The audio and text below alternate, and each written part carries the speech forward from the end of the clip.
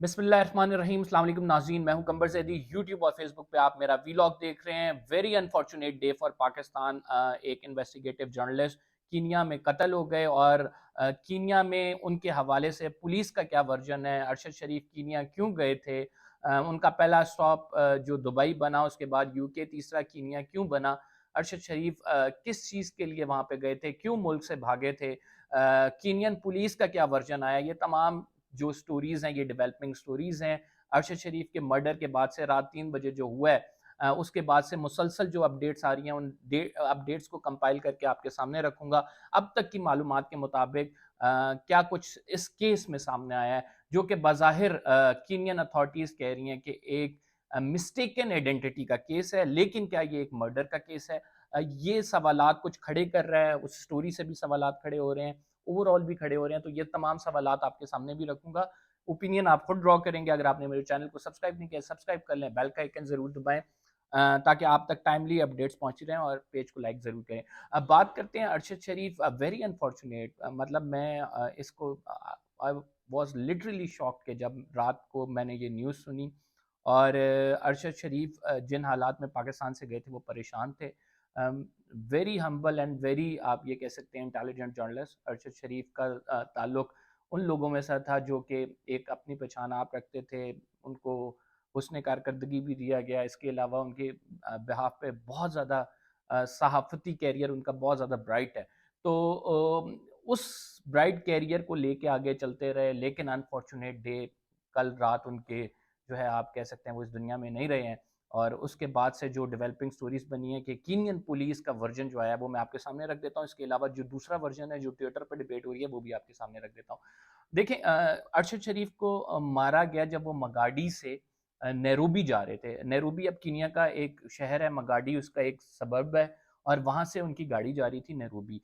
और नैरोबी में नैरोबी के करीब थे, तकरीबन 20 किलोमीटर पहले थे जहाँ पे उनकी गाड़ी को जो है वो निशाना बनाया गया और पुलिस इसे मिस्टेकन आइडेंटिटी कह रही है। मिस्टेकन आइडेंटिटी यानी उन्होंने किसी और शख्स को मारना था, लेकिन गलती से मार दिया अरशद शरीफ को। अब इस हवाले से 2 रिपोर्ट्स आ रही हैं। एक तो ये है कि अरशद शरीफ को एक गोली मारी गई जो कि उनके सर पे जाके लगी, और दूसरी इज़ कॉन्ट्रेरी टू दिस, जो कीनिया के जर्नलिस्ट, इन्वेस्टिगेटिव जर्नलिस्ट क्लेम कर रहे हैं, वो ये कह रहे हैं कि अरशद शरीफ को 2 गोलियाँ मारी गई। इसके साथ जो स्टोरी ये बताती है, पुलिस ने ये कहा है कि एक कॉल चली थी, उस कॉल के बाद अरशद शरीफ का ताक़्क़ुब किया गया और मिस्टेकन आइडेंटिटी, वो किसी और को मारना चाहते थे लेकिन अरशद शरीफ को मार मार दिया। किसको मारना चाहते थे? वो मारना चाहते थे एक शख्स को जिसने बच्चे को अगवा करके रखा हुआ था, और उस शख्स के हवाले से जो है उन्होंने एक कॉल के बाद बेसिकली ऑपरेशन किया और उस ऑपरेशन में जो है वो एक तरह से अरशद शरीफ साहब मारे गए। ये है कीनियन पुलिस का वर्जन। उन्होंने कहा कि इनको रोकने की भी कोशिश की गई, लेकिन ये जब नहीं रुके तो इनको मारा गया और इनके ड्राइवर जो हैं ज़ख्मी हैं। लेकिन ये स्टोरी बहुत सवालात खड़ी करती है। क्या सवालात खड़ी करती है मैं आपको बताता हूँ। कीनियन पुलिस की जानिब से इसको एक एक्सीडेंट करार दिया जा रहा है और कीनियन पुलिस कह रही है कि ये गलती से हुआ है और इंटेंशन नहीं थी कोई अरशद शरीफ को मारने की। लेकिन ये एक अफ्रीकन कंट्री है, एक थर्ड वर्ल्ड का कंट्री है। यहाँ पे पुलिस भी टारगेट किलिंग करती है पैसे लेके। यहाँ पे जो है ईज़ी होता है किसी को भी टारगेट करना, बिकॉज़ रूल ऑफ लॉ वहाँ पे नहीं है। तो ये तो हमारे सामने जो पिक्चर आई है इसका हम पोस्टमार्टम कर रहे हैं, इसको हम देख रहे हैं, एनालाइज़ कर रहे हैं कि वाक़ई ये एक्सीडेंट है या नहीं। प्री अज़म्पशन है, मैं अगर पहले कह दूँ कि ये मर्डर है या फिर मैं पहले कह दूँ नहीं ये एक्सीडेंट है। इसके हवाले से तहकीकात होनी चाहिए। सिर्फ़ तहकीकात पाकिस्तानी हुकूमत को नहीं करनी चाहिए।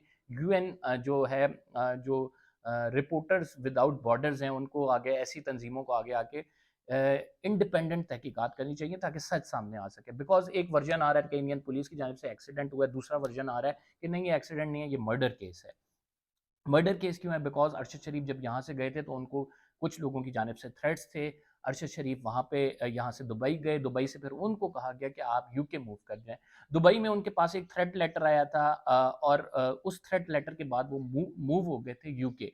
यूके में वो कुछ अरसा रहे। अब जो कीनिया गए हैं तो कीनिया जाने की वजूहात ये बताई जा रही हैं कि कीनिया में बेसिकली वो एक documentary behind the closed door जो कि शरीफ ख़ानदान की करप्शन से मुतल्लिक है, उसका कोई कॉन्ट्रैक्ट साइन करने गए थे या उस हवाले से कोई अपडेट करने गए थे।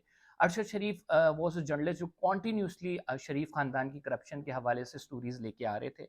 शहबाज शरीफ की करप्शन जो टीटी का सिलसिला है, बड़ी डिटेल स्टोरी उन्होंने की करप्शन के हवाले से। यही वजह है कि शहबाज शरीफ साहब ने आज जो ट्वीट किया है, वेरी पथेटिक, यानी एक सरबराह ममलिकत ये ट्वीट कर रहा है कि एक शख्स की डेथ हो गई, बड़ा अफसोस की बात है, इन्ना लिल्लाहि व इन्ना इलैहि।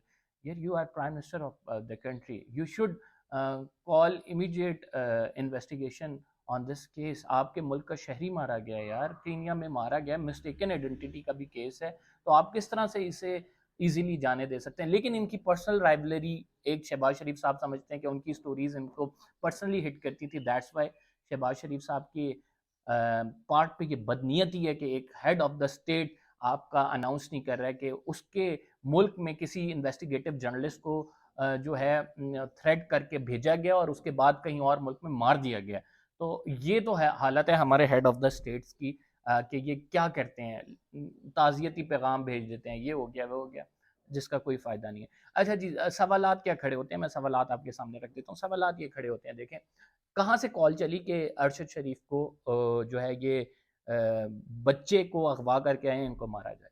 दूसरा सवाल क्या खड़ा होता है? दूसरा सवाल ये खड़ा होता है कि देखें जी, अरशद शरीफ को ही क्यों गोली मारी गई? अगर किसी ने, मतलब जैसे ड्राइवर रुका नहीं था तो ड्राइवर गाड़ी के टायर पे, एसओपी तो ये कहती हैं गाड़ी के टायर पे गोली मारी जाए, उसके बाद फिर ड्राइवर को निशाना बनाया जाए, अरशद शरीफ को क्यों निशाना बनाया गया? दीज आर द क्वेश्चंस जो कि अभी उठ रहे हैं और इनके सवालात के जवाबात होने चाहिए ताकि हम किसी भी कंक्लूजन तक पहुंच सकें। हो सकता है ये मिस्टेकन आइडेंटिटी का केस हो सकता है ये एक्सीडेंट हो सकता है कि कीनिया पुलिस ने गलती से मारा हो, हम इसकी पॉसिबिलिटी को रद्द नहीं कर रहे हैं, लेकिन जो सवालात खड़े हो रहे हैं हम इस पर बात कर रहे हैं और हम इस पर जो है आपको बता रहे हैं कि ये सवालात क्यों खड़े हो रहे हैं। फिर अरशद शरीफ किन हालात में पाकिस्तान छोड़ के गए हैं, उनको किसकी जानिब से थ्रेट्स थे, अरशद शरीफ के हवाले से उन्होंने किसको नामजद किया था कि ये अगर मेरा मर्डर होता है तो ये लोग हो सकते हैं।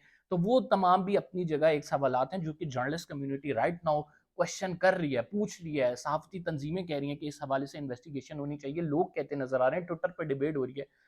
इस तमाम चीज़ों का जवाब सिर्फ इन्वेस्टिगेशन, इंडिपेंडेंट इन्वेस्टिगेशन दे सकती है और इंडिपेंडेंट इन्वेस्टिगेशन से ये कच्चा चट्टा खुल के सामने आ जाएगा। वो जो एक डर है, एक खौफ है कि यार ये भाई इसने मरवाया या ये काम कर सकता है, वो भी आपका दूध का दूध पानी का पानी हो जाएगा। राइट नाउ जो क्वेश्चन उठ रहे हैं वो जर्नलिस्ट का हक है, वो लोगों का हक है कि वो जाने कि आखिर यार ये क्यों जो है एक आउट ऑफ नोवेयर हादसा हो गया और इससे लिंक भी ऐसे जुड़ रहे हैं कि वो जिन हालात में गए, जिन हालात में वो जो एक नैरेटिव बना रहे थे, जिस एक नैरेटिव की सपोर्ट कर रहे थे, वो तमाम चीज़ें, शक व शुबा जो है ना एक तरफ जा रहा है। उस शक व शुबा को ज़ाइल करने के लिए कीनियन पुलिस का वर्जन हम एक्सेप्ट करते हैं, ठीक है, लेकिन इस तमाम मामले में जो इन्वेस्टिगेशन है वो ज़रूर होनी चाहिए। दूसरी बात, अभी राइट नाउ सहाफ़ती तंजीमें ये कह रही हैं कि आप अरशद शरीफ की बॉडी को लाएँ। अरशद शरीफ को जो है उनका राइट नाउ अभी यही मुतालबा है और उनको तदफीन करें। उनकी मदर जो है, आपको पता है इनके 5 बच्चे हैं अरशद शरीफ साहब के, और इनकी बेगम जो जवेरिया शरीफ हैं, सिद्दीकी हैं, उनसे भी हमारी बात हुई है। बहुत मतलब यानी इट्स वेरी अनफॉर्चुनेट कि इतनी यंग एज में वो बेवा हो गए हैं। उनकी माँ, इससे पहले उनके अरशद शरीफ के भाई जो है मारे जा चुके हैं, वो भी ऑपरेशन में मारे जा चुके हैं। अरशद शरीफ अब मर चुके हैं, उनकी वालदा बूढ़ी हैं, तो घर का जो सोल ब्रेड अर्नर था वो इस टाइम नहीं रहा है दुनिया में। तो ये अब ये तमाम चीज़ों पे अफसोस किया जा सकता है और हमारे मुल्क की खसूसन हालत पे कि मतलब यहाँ पे सहाफ़ी का रहना, यहाँ पे सच बोलना क्यों इतना मुश्किल हो गया? ये बड़ा कॉमन सा सवाल है। कोई भी सुनेगा, कोई भी ये स्टोरी सुनेगा तो वो सबसे पहले ये शक व शुबा ज़ाहिर करेगा कि यार वो क्यों गया था मुल्क से भाई?